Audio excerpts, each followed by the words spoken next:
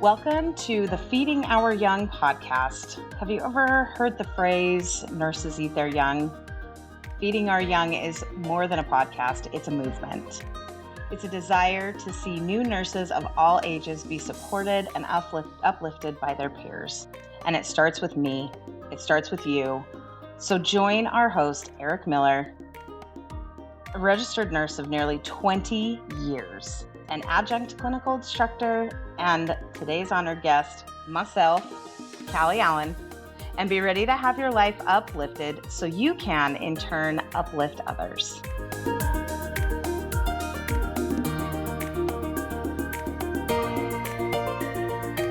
Welcome to the Feeding Our Young podcast.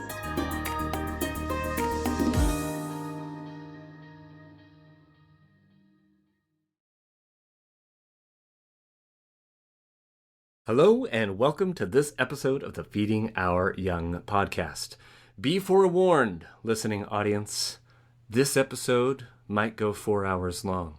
No, it won't go 4 hours long. At most, we'll cap it at 3. I have someone in studio who doesn't know when to shut up, and that is respectfully said, because it takes one to know one. And we both came out of the College of Don't Stop Talking University. So with that, we're going to jump right in because she does have a lot to say. I want her to do most of the talking. Ladies and gentlemen, Callie Allen. Callie, how the heck are you today? Oh my gosh, just living the dream another day, Eric. And for the listening audience, so they know what they're getting into, where did you just come from? What did you just do? You know, I've done nights for more than 18 years now, and I just came off of my third grave and an overtime grave and on my first week back post-surgery. There it is. That's the piece I wanted to make sure you got in there. So yes, and how long were you off before you worked this amazingly easy work week? Simplest, right? Same thing, different day. I was off for 6 months. 6 months. I was, out recovering from shoulder surgery. Save your shoulders, nurses. Yep. Shave your shoulders. Or shave your shoulders also. Or I don't know if you need. Yeah. There you go. There's man. Practical advice number 1. We're already coming out of the chute with these life-changing pieces of advice. All right, absolutely. Callie, I could just go down this road and we're not gonna. Where are you from, Callie? Where's home for you? So home for me, actually, original home, I was born and raised in Salt Lake City, Utah. I have had family here in the Pacific Northwest forever. My mom was raised on the west side of the state. My dad was raised over here in a teeny town called Tico. And my parents ended up in Utah with always the goal of coming back, and they never did. So I feel like I grew up here in the summer because my grandparents have a lake cabin, so every year we'd come up here in the summer, be on one side for part of it, go to the other side for the other. Yeah. And so we moved here, I should say, in 2019, my husband and our 3 kids, because his job in Utah went away and there was a job here. And amazing. It felt like home from the second we got here. It has just been a dream, and I'm so happy to be here. Well, I'm happy you're here because then selfishly that means I had the pleasure of meeting you. So, right? All right. So I'm gonna, in the interest, the irony is here, people, is that you got 2 talkers, and the irony is I am making concerted efforts to try and tighten things up. I'm like, when I do a bunch of editing, I go back and I'm like, oh my gosh, like, are we going to get to the nursing stuff, like, ever? And we're 15 minutes into this, and we're talking about family and the icebreakers, which is all lovely, but that's not why you're here. So we're going to try and tighten it up. I don't know. I can't guarantee it's going to happen. But with that, Callie, what are the 3 words you would use to describe nursing school? We'll talk about them at the end of your episode. Oh, there we go. Yes. Okay. So the 3 words that I would use to describe nursing school are challenging, exciting, and transformative. Amazing. I can't wait to find out why you picked those. And also, what are 3 of your favorite songs in life right now?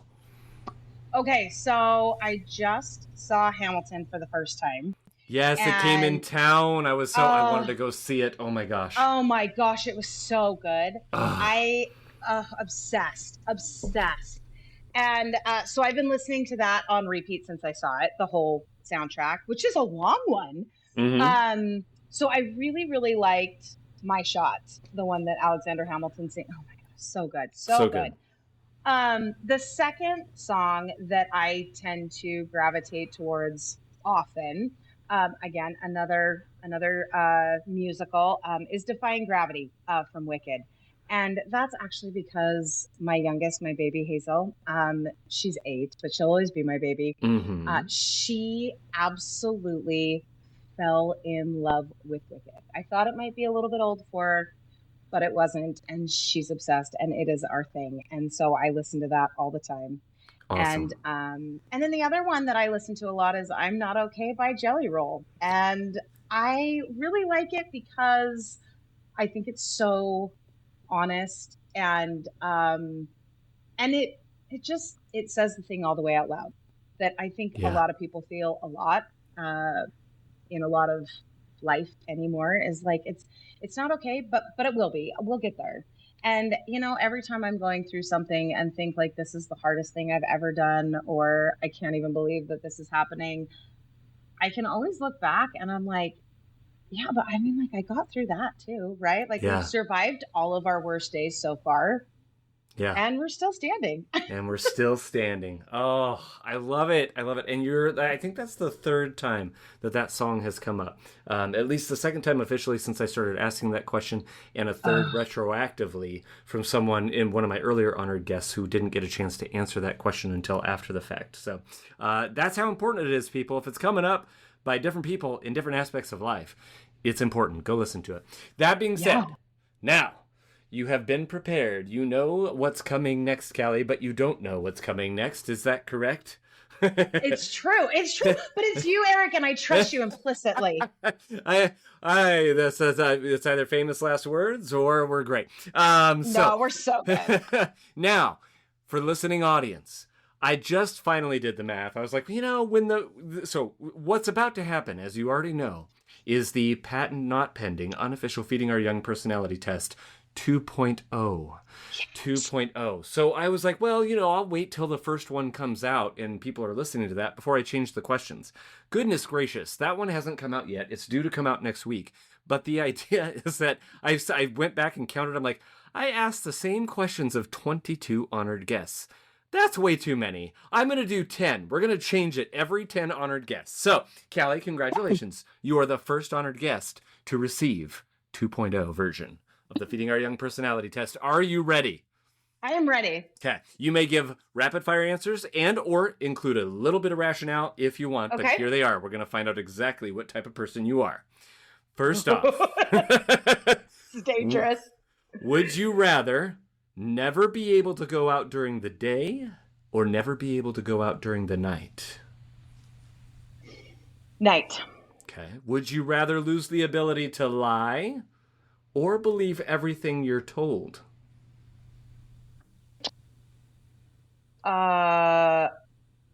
I would rather lose my ability to lie. Would you rather never have to wait in line again or always have a parking spot available? Always have a parking spot. She We says, live in Spokane. she says with her face scrunched up as if like that's even a question. I can't wait. Maybe, I don't know. Maybe we'll be 10 for 10 on that one, but who knows?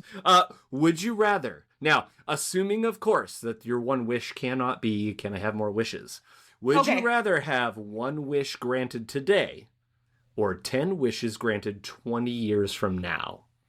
Oh, 10, 20 years from now. Okay. And or, last question. This is the one that really tells us your personality. Okay. Would you rather have an aisle seat or a window seat? Oh, window. With the same Window. scrunched face. All right, well, congratulations. The results are in. You are outstanding. Way to go, Callie. God. Way to go. Woo! I know. It was touch and go there for a second, but, you landed on the right side, so. All right. And here we are, almost 10 minutes in. with all the fluff and all the things, we're going to dive right into your story. Starting with, and this is why I saved it for after that, because you have a little story to tell about this. What degrees do you hold, Carrie, and where did you get them? Tell us about that journey. Okay, so I have just a general ed degree that I acquired while I was waiting to get into nursing school. When I was in Utah, the wait to get into nursing school, it was very popular.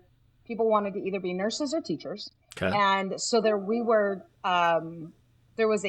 not enough schools for way too many people.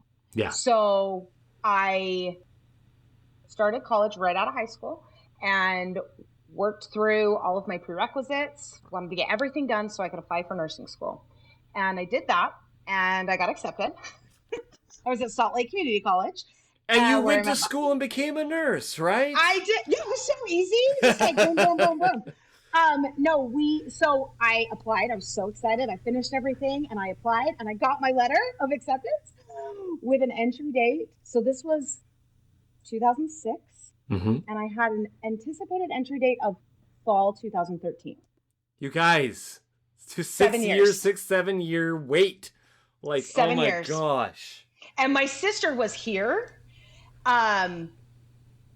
she was getting ready, like doing her prerequisites as well, walking into school at NIC. I got accepted. I'm there. Yeah. Oh man. A master's degree before I get into nursing school. So I was pretty bummed about that. Yeah.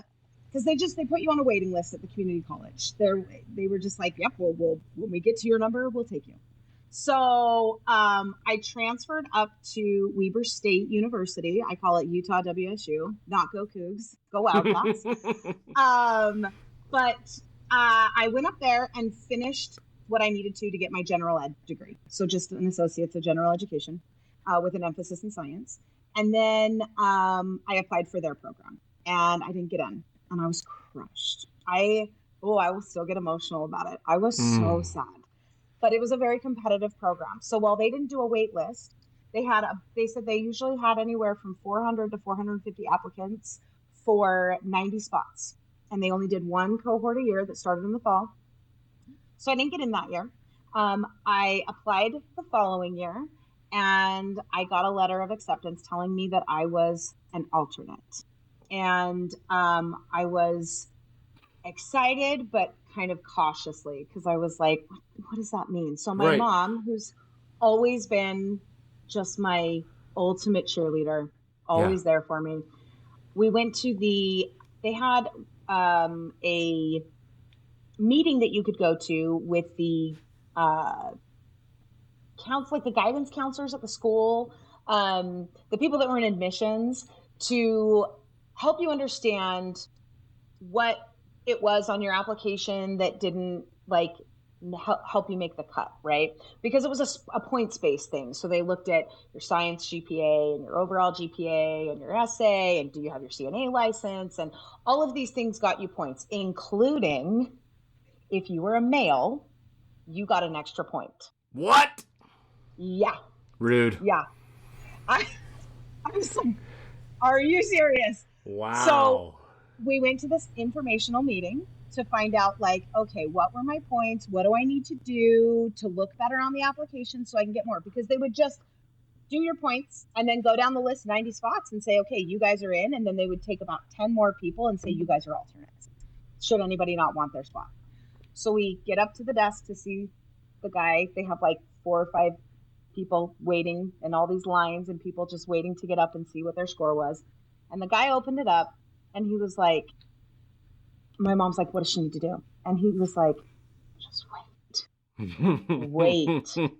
And she was like, we're not very patient. And he was like, listen, there are a good number of students in every cohort that end up getting in another school, deciding to do something else. Yeah. They get married, they have a baby, whatever.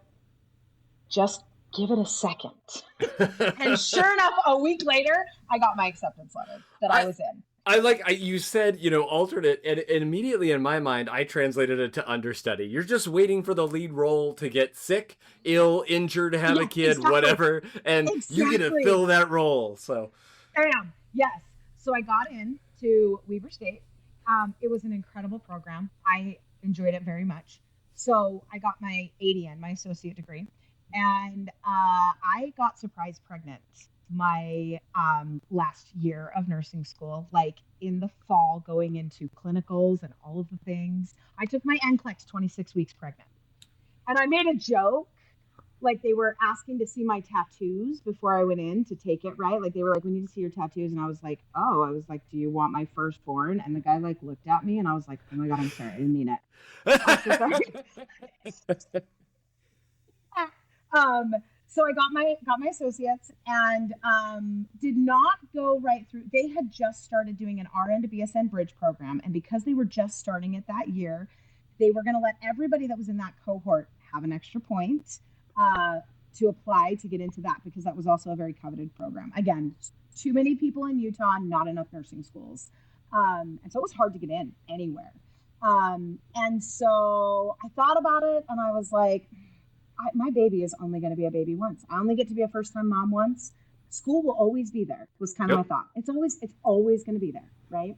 And so I didn't go right through for my bachelor's. I got that and then, started working. I actually started working in an emergency department because I couldn't get in labor and delivery as a new grad, even though I was currently working in labor and delivery. And I had doctors that were like, what do you mean you're not going to work with us as a nurse now? And I was like, I can't. So I waddled into the worst interview of my life. yeah. Just laughable. I had to wear flip-flops because my feet were so swollen. Oh my gosh. And and came on to the unit. In fact, when they called me and offered me the job, I was like, he knows I'm the pregnant one, right? And the recruiter was like, what? And I was like, all right, I accept. Never mind. Shh, leave it alone. And worked for like 2 weeks, barely could get around, and then was off with my first baby for 8 weeks and came back and hit the ground running. Wow. And then I told myself, what do you do with the BSN? Like, I don't want to go into management. Yeah. Because the dream for me had become bedside labor and delivery nursing. Yes. And so I was like, what is a BSN? I don't want to go follow a school nurse around. I don't want to go do hospice. I don't what do I need my BSN for? It's fine. I don't need it. It's not going to make me a better nurse at the bedside. Yeah. Spoiler alert, it does change things. And it is important, and I think it's great. And that's not to say that someone who doesn't have a BSN isn't a fantastic nurse. But I convinced myself forever that I was like, I don't need it. I don't get any more pay for it. Why do I take out more student loans? All of that kind of stuff. And then I moved here to Washington. And Sacred Heart was like, do you have a BSN? And I was like, oh, no. And they were like, that's fine. They were like, that's fine. You just need to be in a program within 3 years of hire. And I was like, okay, sure. Yeah, totally. I'll do that. Yeah. And then I dodged it because I was in labor and delivery. I didn't even mean to. It just is how it happened, right? Yeah. I was in labor and delivery, so I started there in 2019. And then in 2021, I moved to NICU for a hot minute. I called it my COVID crisis. And I tried on NICU for a minute.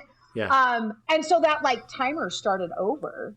Plus it was COVID, right? And I was like, I dare you to tell me that you're going to fire me if I'm not in a BSN. Oh my gosh. So I kind of dodged the bullet. But then I decided I wanted to go back to labor and delivery. And I live really close to Valley Hospital. Eric, I know you know, being from here and being local. Yeah. And they have an LDRP unit, which is a labor delivery postpartum or labor delivery recovery postpartum unit. So we do everything. We don't have a NICU, but we still get to do well baby stuff and stabilize and transport. So my NICU stuff comes into play when we have a sick baby that I can look at and be like, yeah, this kid can't stay here. This kid's got to go, because I'd be taking care of him up there. And so my dream really truly, when I started in my first labor and delivery unit, when I looked at my mentors and the nurses that have been there forever, it was the ones that did all of the things. They could labor you. They could teach you how to breastfeed. Yep. They could take care of your baby if your baby needed a little extra. And they could send you out breastfeeding and confident that, like, it's okay. You're scared, but it's going to be okay. Yeah. And that was really what I wanted to do. I was like, I want to do it all. It's not just enough to do the one. Going to NICU was great. It was a great experience, but I missed labor so much. Yeah. I was just aching for it. And so I decided to try Valley on for size. They had a big sign-on bonus, which was great. Mm-hmm. It allowed me to go to a really important nursing conference that kind of changed my life. And it gave me that LDRP that I was missing, that community level versus the high risk at Sacred Heart. Mm-hmm. And they offered an increase in pay for your BSN. Nice. And I was back on a time crunch for needing to get that BSN. Yeah. So last year, I, at like peak burnout, all of us coming out of COVID, I think, like really finally getting to what we think is the other side of it. Yep. I was like, I just don't know that this is the dream anymore. Yeah. And my original dream from the time I was really young was actually to be a nurse midwife. In fact, I read a memoir from a midwife that worked in California in the 70s in San Francisco. She was wild. When I was about 17, and was just like, that's what I was put on this earth to do. Yeah. Then when I got to labor and delivery and saw what the nurses did, I was like, I don't need to go get my master's or my doctorate. Like, I can just do all of the cool stuff as a nurse. I mean, I've caught babies when docs can't make it. It's exhilarating. It's terrifying. And everything's okay. And you're like, oh, great. And so I convinced myself that I didn't really need to be a midwife. It was fine to be, I don't want to say just a nurse, because we're never just a nurse. Mm-hmm. But I told myself, and I was really happy for a long time. For sure. Being a bedside labor and delivery nurse. Going back to work this week, Eric, oh my gosh.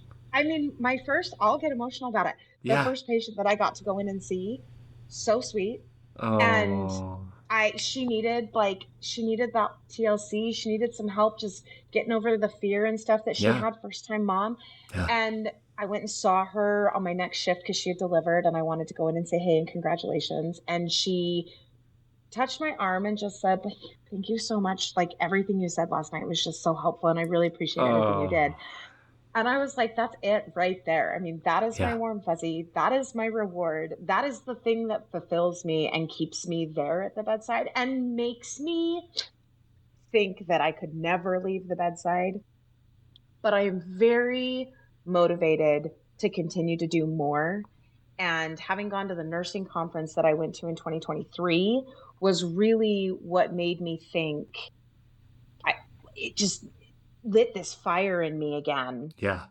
That I just didn't feel like I could do what I really, really want to do in the place that I am in right now. And so I decided that to say the big scary thing out loud, which is I still want to be a midwife. And so I had to get my bachelor's to do it. Yep. My husband went to WGU to get his bachelor's and master's, and had a great experience.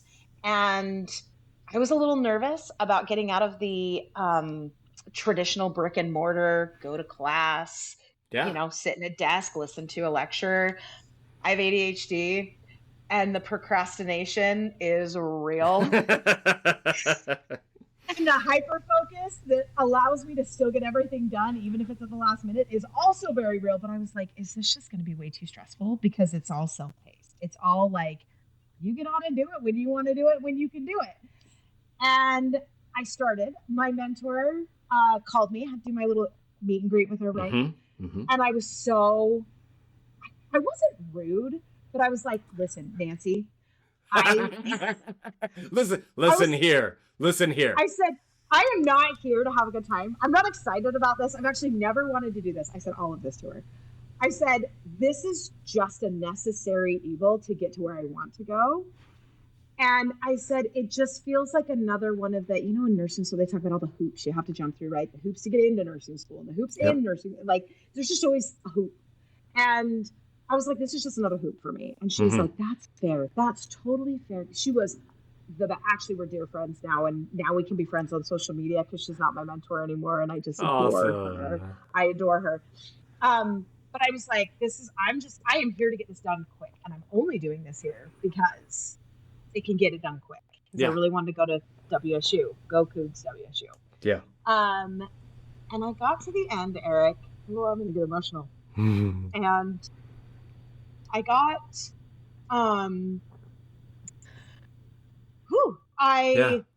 Let it out. This is a safe space. I'll cry with you, sister. I worked. What was so cool about WGU was how much I could relate it to what I'm doing now. Because I've said in the last few years that I'm like, you know what? If they would make it like specialty specific, I would have done it years ago. Mm-hmm. And the cool thing about WGU is that you can make it exactly what you need it to be.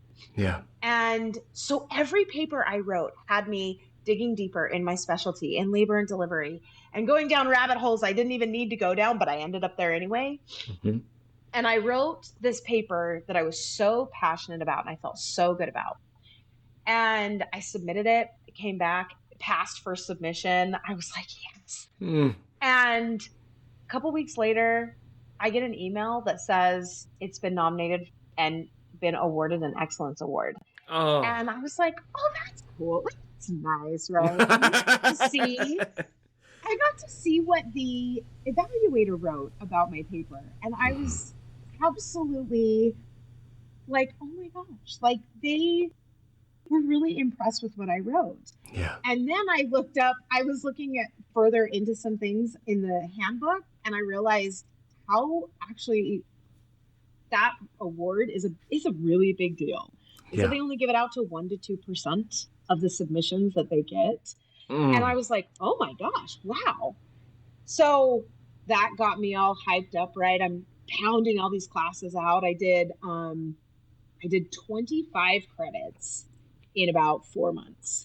I was off work. I was like, you know what? This is my job. This is my job right now. So I got to the end. I submitted my BSN capstone project, change. I had to do a presentation about a change that I would like to see on our unit to help improve patient safety. Yeah. And when I took it to my manager to talk to her about it, I thought she'd be like, oh, yeah, sure, and sign it, whatever. And she sat down and gave me feedback. And initially I was a little bit annoyed because I was like, listen, I got this all done. I don't need your feedback. I just need you to sign this paper. So and then I realized like she really wanted me to work this through because she wanted to do it on the unit.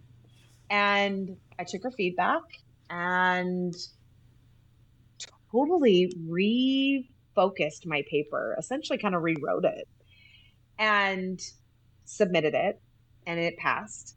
And then I put together my portfolio and I pulled all of the papers that I had written, right? And they have you write all these reflections, which on the surface, I was like, oh my God. Not another one, no. I don't want to write a reflection. Like I did. It's here, see? Yeah. And as I was hyper-focusing for 2 days, it like just round the clock, my husband is bringing me meals to our little office that we have in the backyard where he usually works. And I get to the end of this capstone project that is over 100 pages long. And I get to submit my excellence award, right? They're like, what else do you want to throw in here? And I get to submit that. And I'm looking at it and I was like, I am actually so proud of this achievement. Yeah. I am so excited that I did this. I convinced myself that I made it through nursing school and I passed my NCLEX with 75 questions. And that because of my ADHD that got diagnosed later in life, that I just I didn't have what it took to go back and do more, right? Yeah. It was like, whatever, it's fine. I'm doing what I love. You at that point, you feel like you have reached the pinnacle, right? Like you're like, I've done more than I even thought I could at this point, and now I can, and I know you have more to say about that, so that's why I'm like, I sat there and just looked at this huge file on my computer that took so long to upload, right? You're waiting, when you're waiting for it to upload and you're waiting for it to do the little spinny thing that's like, did you steal this from ChatGPT? Like, where did you get this paper from? How similar is it, right? And it's like taking forever to run because it's 126 pages. I'm sitting there thinking, are they gonna like think that I plagiarized something because like I've already submitted this? Like irrational fears, right? Yeah, no.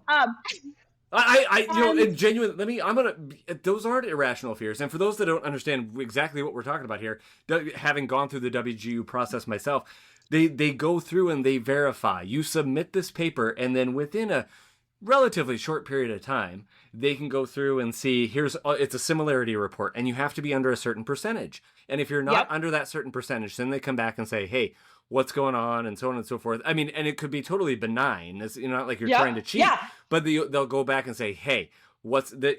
And it won't allow you, you'll see it and it'll be like, oh, okay. So these, and a lot of it is, you know what I mean? If you use a lot of their words for like each question prompt or something like that, then by all means, that's going to flag, you know what I mean? Similarity. Yep.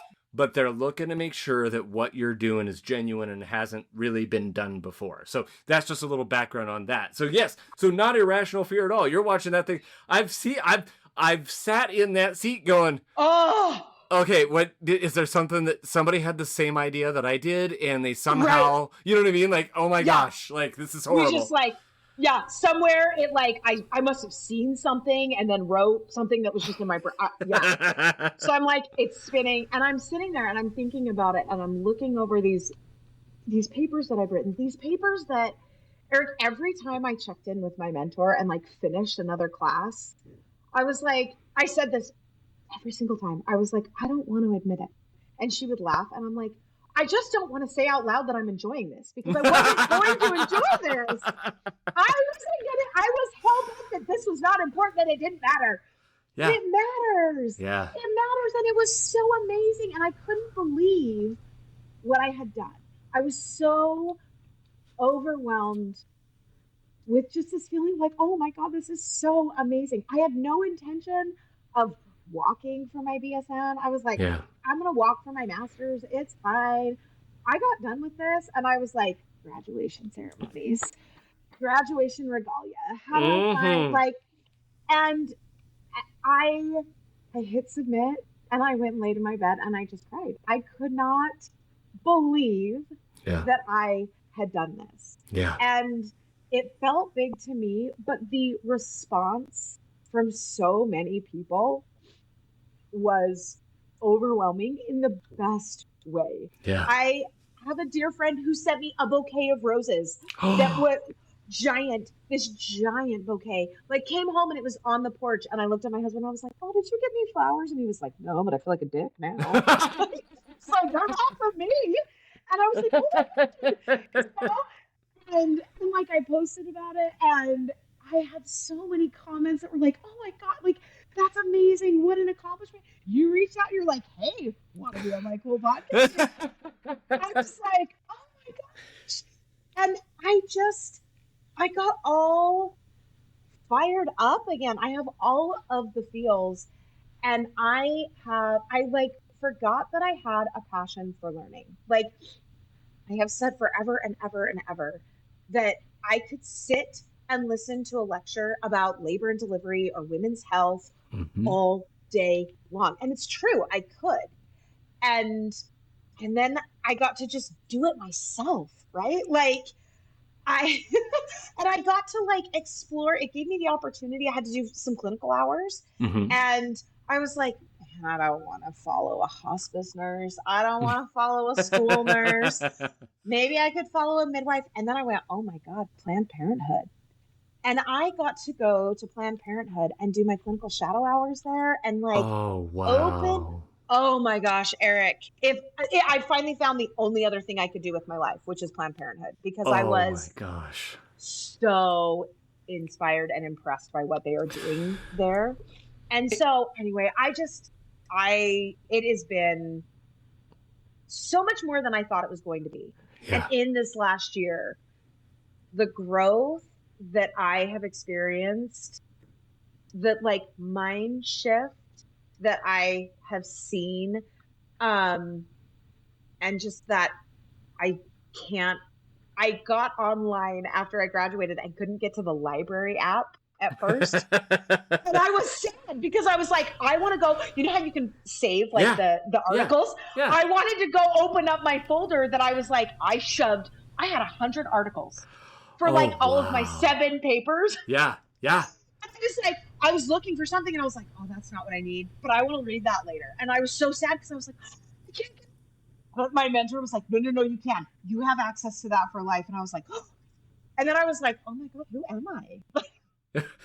This is not the Callie that I remember. Like, what is going on? This is Callie 2.0, ladies and gentlemen. This is Callie 2.0. So, oh my gosh. The only thing I was going to say about the Planned Parenthood thing is that to me, I feel like that's full circle, right? You're talking about you originally thought about, I'm going to become a midwife, and then you didn't. And then now, but you're like, and then I get into Planned Parenthood and what they're doing with these women and all the, this is, and so empowering. And it all these things, what I love hearing, and this is why I was like, I have to get Callie in studio. A, because I already knew your personality. But B, then you add to this, it's like watching a fire, not that you were sure was going to go out. I didn't ever think that about you. It was embers. Yeah, good God, look at your hair, for the love of God. Your fire was right? Never going out. But the idea that now watching these embers get blown back into, because you've experienced the fire before. You became a nurse. You passed the NCLEX, and like you said, you're like, great. I've achieved. I have these other dreams, but I don't need to worry about them now. I can do what I'm doing. And then life circumstances, as bad or as difficult or whatever, force Callie to go, okay, maybe I can revisit this. Maybe I can revisit this dream that I had. And then, and not only do you jump through the hoop, but it's not only is the hoop now on fire, but you're the one that lit it on fire. You caught fire because of the hoop that's on fire, and now it's propelling you forward. So with that, I'm looking at the time. We need more time with Callie. Callie, you okay if we do a second episode? Oh my gosh, yes, please. Heck to the yeah. So you guys jump right into the second episode. Don't waste time. And I'm going to tell you why, because I know it's coming down the pike, and she's got more to say about even this very subject and why this is such an incredible victory for her, and then so many other things. So everyone, we'll catch you on the flip side.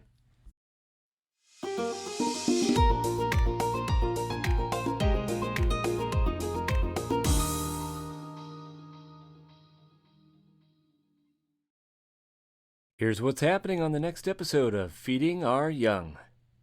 And I was talking to my friend about it because I definitely suffer from, and it's an ADHD, a neurodivergent thing, that imposter syndrome, suffer from that quite a bit. And it comes from a long life of butts. She's such a delight to have in class, but she's really chatty. Or, I had this desire from the time I was 14. I took a career aptitude test that said, hey, you might like nursing. And I was like, oh, nursing. And I was told, yeah, that's great. You like to care for people, but you don't have the science grades. You're not super great at math. I was told by someone super important to me, by a parent, not my mom, you love to talk. You should be a DJ. And so, from that age, you and always kind of being in your head and worrying about what people are thinking. Oh my gosh, did I make an idiot of myself? Can I really do that? Like, I know that I'll procrastinate and then I won't make the deadline and then like I'll fail, being so scared to fail. Yeah. Could I really do that? Right. And I've carried that with me for my whole life. Yeah. It's been very ingrained in me. And it was part of what held me back.